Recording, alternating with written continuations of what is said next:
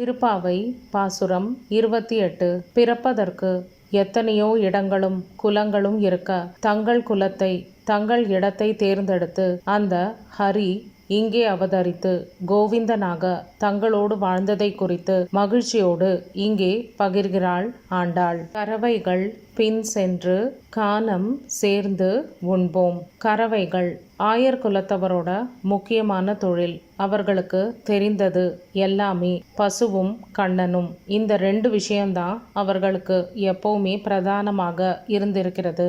இப்போ இந்த ஆயர் குலத்தினர் எங்களோட பிரதானமான வேலை மாட்டை எல்லாம் மேய்த்து கொண்டு செல்வது, கூடவே உன்னோடு இருப்பது. இப்போ மாடுகளை மேய்த்து கொண்டு நாங்கள் கானகங்களுக்கு செல்கிறோம். அங்கே சென்று நாங்கள் கூட்டமாக கூடி உண்ண கோடி நன்மை.